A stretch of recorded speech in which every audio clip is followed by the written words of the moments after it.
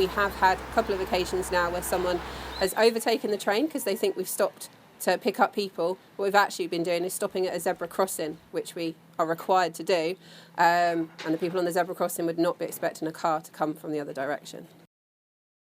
Fortunately, we've got some very good drivers and conductors on the train. They do keep an eye out, but there is always that instance you cannot predict what someone else is going to do.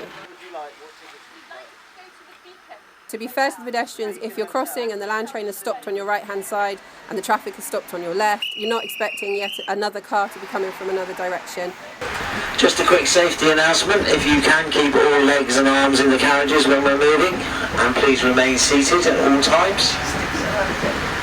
Trying to take the fun out of it, we know it can be irritating to be stuck behind us. We're about 10 mile an hour, but we're trying to get people out of their cars and onto the train and using that to explore Exmouth, make use of the long stay cheap parking that's available in certain places, so maybe you don't have to be stuck behind us.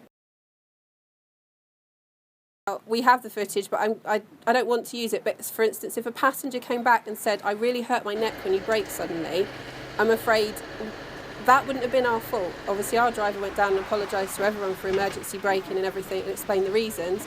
But if someone was injured, and in the culture that we have today, to be honest, why should it be us having to fork out through public liability if it's someone else's fault?